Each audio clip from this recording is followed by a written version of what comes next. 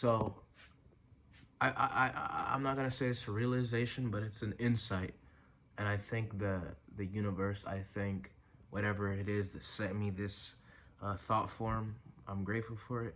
And I want to say that the most important thing about all this is life, and desires are not life. Desires are an aspect of life, but it's not life in its totality. It's one little simple aspect of life.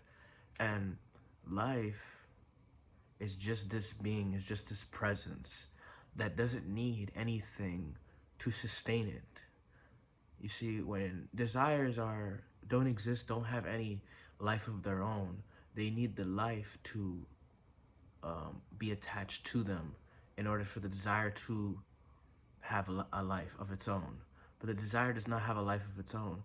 It uses the power of the life to manifest itself. So it has no life of its own. But the life, the individual, the being, who he is beyond desire, is beyond an attachment, is beyond an identity, a label.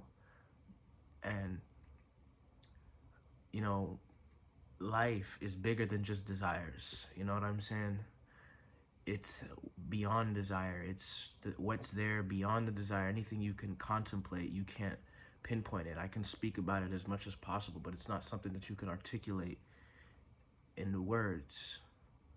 And it's just like every time you go ahead and you get it attached to desires and material pursuits and stuff like that, you lose track of, like, there's no balance. There's either you're in tamas, Tamas, or rajas, something like that.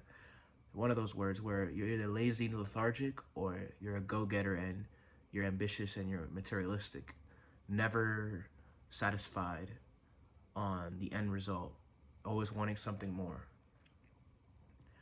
But that's not life, you know? That's just the categories of human beings. You're either a go-getter or a lazy person, or you're the enlightened one who is beyond the space of all those things. And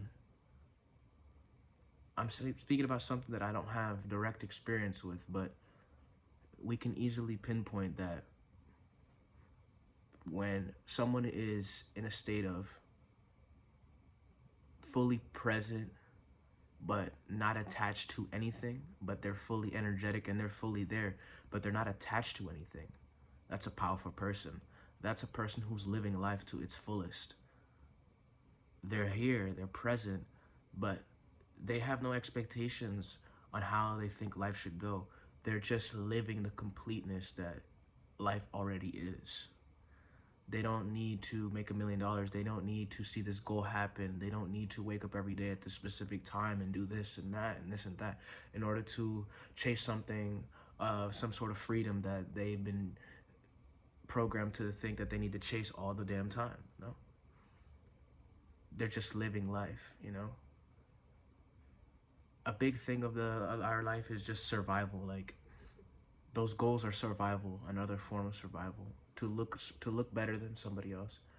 And I thank God, I thank the universe, I thank whatever gave me this insight that meditation, nature, being loving, being pure, not hating, not being negative towards a person, letting life be, let life be, you know? You see somebody walking, they're doing something, let them be. You don't have to say, why are they doing that? They're doing that. Let them be. You know what I'm saying? Let them be. Let yourself be. Whatever pops up, it's going to pop up. Let it be, you know? Let life be. And in terms of goals, there's definitely a way to go about a goal. You don't want to be consumed by the goal. You do the goal, but you don't want to be consumed by it. You don't want it to eat you alive. The real quote-unquote goal is to be living life without an attachment that you need something in order to be complete. You do the goal, but you don't need it to be complete.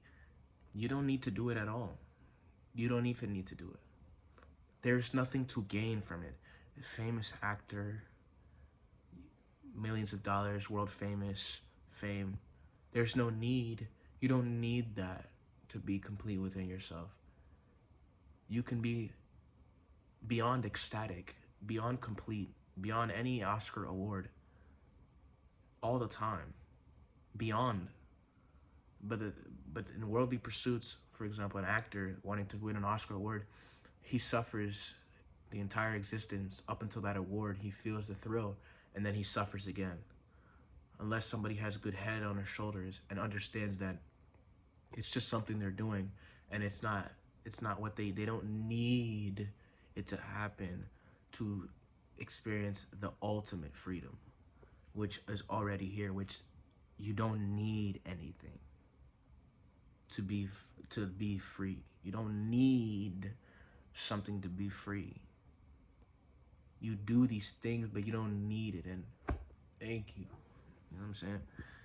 Thank you. You don't have to really say thank you because it's something you really feel, but I'm just saying, I'm articulating it. But it's something you feel. I always say, I say it out loud though. You know, I'm on my journey, quote unquote, the journey, right? The journey into no path. Anyways, yeah, that's all I want to say.